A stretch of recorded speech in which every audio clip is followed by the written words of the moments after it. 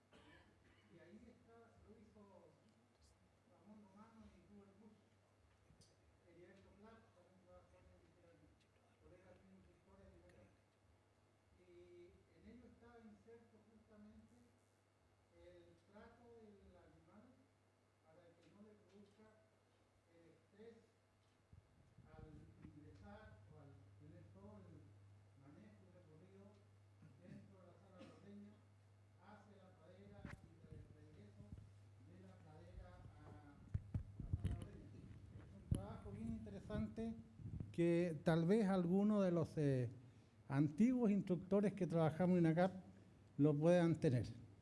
Muy interesante. El segundo aspecto, hacia los años 40, la Universidad de Kansas también hizo un trabajo que se difundió bastante en revistas como Agricultura de las Américas y La Hacienda, ¿no? Se difundieron esto del manejo de la vaca y de quitarle, o no asustarla en el fondo, quitarle el tema del estrés. Porque la vaca se estresa hasta con un golpe de alguna piedra, qué sé yo. Y hay otro trabajo que es un clásico que se denomina La vaca y la hierba, que es de André Boisson. André Boisson es, no sé si ustedes lo ubican, es el hombre que tiene obras como Dinámica de los pastos, Productividad de la hierba, Hierba, suelo, cáncer, La tetania de los pastos, en fin. Alex Prudent por ahí, a lo mejor en la universidad tuvo ocasión de tener uno de estos libros en la mano, pero Klapp, ¿no? Este alemán que también hizo la obra Wissen und Weiden en los años 30 y Boisson, ya manejaban los conceptos del estrés sobre la vaca. Hago hincapié en esto porque en los clásicos hay que buscar muchas veces la respuesta de lo que nosotros tratamos de buscar hoy día. Bueno, es un tema que obviamente desde mucho tiempo que ha generado interés, y ahora sobre todo. Con Alex, una consulta. ¿Cómo se visualiza el escenario productivo mundial de la leche con el cambio climático? ¿Será favorable para Chile? A ver, antes que nada voy a complementar brevemente lo que decía el colega allá atrás. Hay un estrés, hay un tema de bienestar animal que no se comenta mucho y tiene que ver con el estrés nutricional. Los animales hoy día, a la medida que estamos forzando la producción, especialmente los rumiantes, sufren de un estrés en la medida que forzamos el ambiente ruminal que no es posible observarlo. Y ese estrés genera una serie de condiciones que son secundarias, como por ejemplo la minitis, oscilación de la producción, pérdida de sólidos por litro de leche, y no es menor dejarlo de lado porque cuesta observarlo hasta que no hay consecuencias de largo plazo. Dicho eso, la verdad es que el cambio climático para nosotros podría ser favorable, pero ocurre lo siguiente, hay un hecho que es innegable, que es la desertificación. La desertificación viene ocurriendo de norte a sur, vemos la sequía de la zona central. Yo recuerdo 20 o 25 años atrás me tocó trabajar en la zona de Cautín. La verdad es que empezaba a llover en abril, hoy día los que son de Temuco no ha llovido prácticamente, salvo a este mes que pasó. Y cada vez más, como lo decía bien acá el profesor Arias, la verdad es que nuestra base forrajera son las gramíneas de climas templados. En la medida que estos eventos climáticos se hacen extremos, estos forrajes de clima templado sufren las consecuencias y por lo tanto, en la medida que nosotros no va a ser una situación favorable, sino que va a ser una situación que la podemos manejar y la vamos a poder mitigar en la medida que planifiquemos y sepamos cuáles son las consecuencias. Conociendo las consecuencias vamos a poder tomar las medidas adecuadas y va a depender mucho, si tenemos un verano favorable, va a ser muy bueno, favorable en términos de lluvia. Lamentablemente las lluvias de verano son malas para los que se preocupan de los cereales. Aquí nada es gratis, en la naturaleza todo se recicla, se vuelve a producir para lo que para unos es bueno, para otros es malo. Entonces, decir si es favorable o no, la verdad es que no sería correcto. En otra consulta, en cuanto a la influencia del cambio climático en la producción de leche, ¿en qué medida esta problemática ha influenciado el aumento de la unidad mínima productiva? ¿Existe una tendencia constante al aumento de dicha unidad? A ver, yo creo que el incremento del tamaño mínimo productivo no tiene que ver tanto con el cambio climático, sino que más bien tiene que ver con un tema de economías de escala. La verdad es que hoy día, con las exigencias no solamente productivas, sanitarias, sino que con algunas medidas como por ejemplo los cumplimientos de pautas como PAPCO lechero, cumplimiento de pautas de medio ambiente, cumplimientos en las que incorporan huella de carbono, al sistema productivo tradicional, de la agricultura tradicional, se le ha hecho cada vez más complejo cumplir con estas normativas. Eso necesariamente ha incrementado los costos. Por otro lado, la productividad, sabemos que es un tema laboral en Chile en el cual no necesariamente a nivel promedio ha aumentado. Y por lo tanto, el tema del crecimiento ha sido fundamentalmente para compensar la competitividad que hemos ido perdiendo. Hoy día, si ustedes lo ven, hace 10 años un productor de 150 vacas era mediano, hoy día es pequeño. Un productor de 50 vacas era pequeño, hoy día no sé si puede sobrevivir. Entonces es tremendamente relativo. Yo recuerdo cuando llegué a esta zona, había una lechería con 1000 vacas, había una con 500 y las grandes seguían con 300. Hoy día, lechería sobre 1000 vacas, 20 años después, hay muchas. Y por lo tanto, eso ve la dinámica. Hay que tener cuidado con las escalas de tiempo. Entonces, esas son las situaciones que debemos observar. Una pregunta para Cecilia. ¿Podrías explicar cómo se articula la malla del técnico al IP? Bueno, es una pregunta un poco extensa.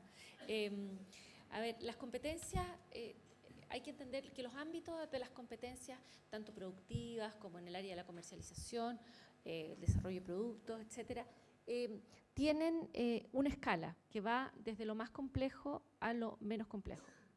En el caso de la menor complejidad es la que vamos abordando en los programas técnicos, en los cuales ellos están principalmente orientados a lo que es la supervisión, lo que es la capacitación de equipos humanos, la supervisión de personal, etcétera. En el ámbito de la ingeniería, estos mismos aspectos se llevan a la ejecución, primero a la observación y diagnóstico de cuáles son las necesidades de capacitación que se requieren, están en el ámbito productivo, en lo que es el diseño y planificación. Por lo tanto, como ustedes ven, vamos subiendo en escala de complejidad. Así es como se articulan las mallas desde el nivel técnico al nivel de la ingeniería en INACAP en general. No sé si eso responde a la pregunta. Héctor, una pregunta. ¿Podrías dar un ejemplo concreto sobre cómo motivar a colaboradores en el contexto de la lechería? A ver, cada persona tiene formas de motivar distintas.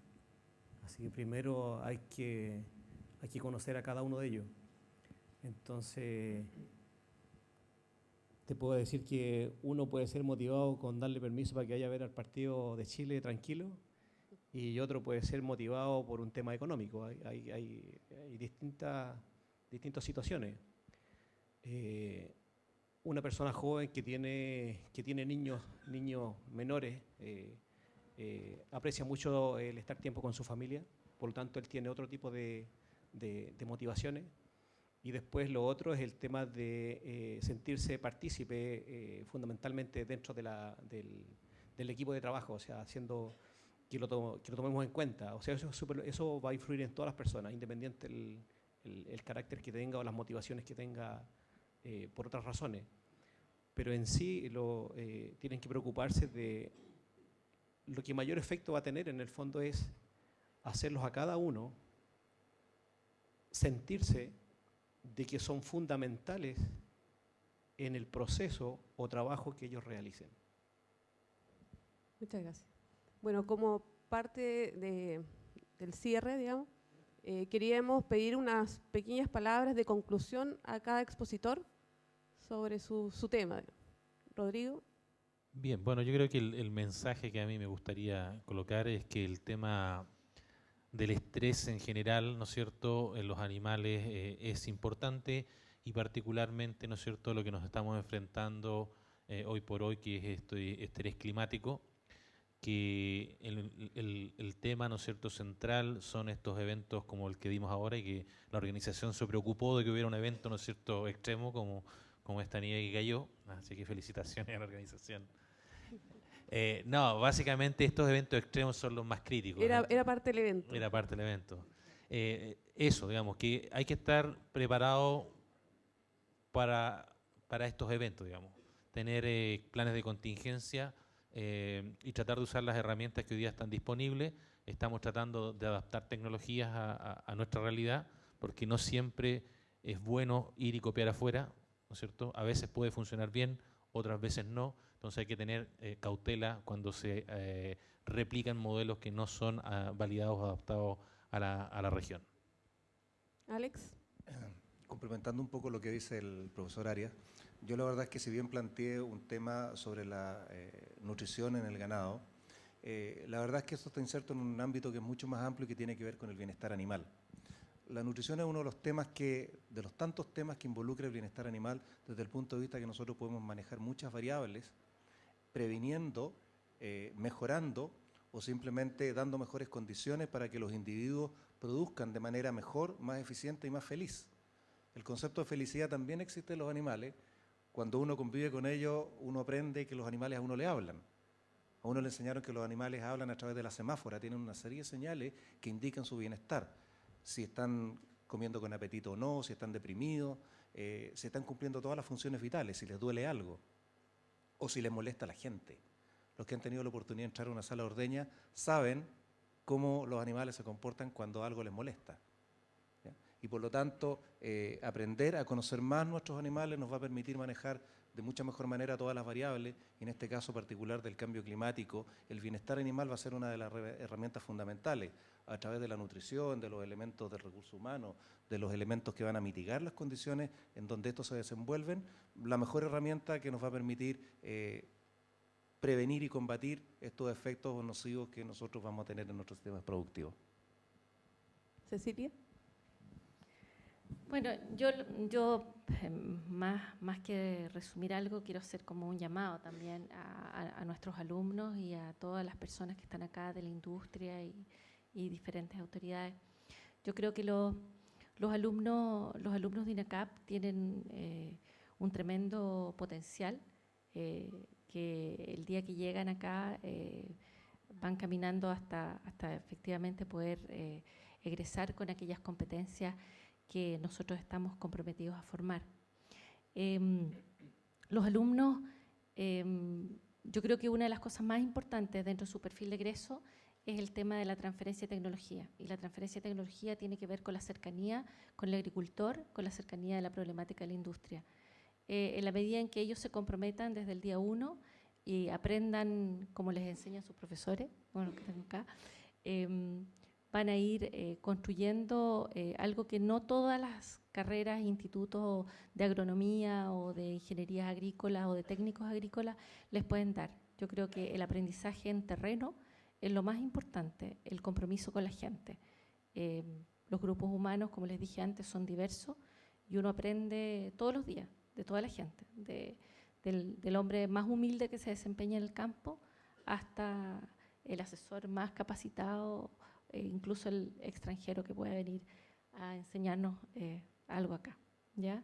Así es que tengan confianza en que sus profesores los están formando como corresponde, ¿ya? Héctor. No hablarle tanto de manejo de recursos humanos, de equipos de trabajo de alto rendimiento, pero sin embargo, como estamos reunidos acá, en el fondo, como pregunta es, ¿estamos realmente capacitados para enfrentar la situación de hoy día? Yo les diría que sí, que efectivamente estamos súper preparados, tenemos mucha información, pero hay que aprovecharla. ¿Y el mensaje para dónde va? Ojalá con toda esta información que tienen y el conocimiento que tienen, sean capaces de responder a las distintas situaciones que tenemos, tal cual lo hacen como para contestar un WhatsApp.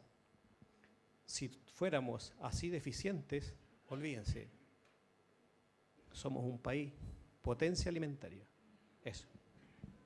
Bueno, muchas gracias nuevamente por sus exposiciones y muchas gracias a todos por su asistencia. Gracias. Muy bien. Agradecemos a la señora Daniela Baumgartner, también a los expositores, don Rodrigo Arias, Héctor Lizana, Cecilia Gutiérrez, Alex Prodan, y a todos ustedes por su presencia. Damos así por finalizada la conferencia en desarrollo de capital humano, ganadería bovina en Chile. ¿Está preparado el capital humano para los desafíos ambientales del siglo XXI?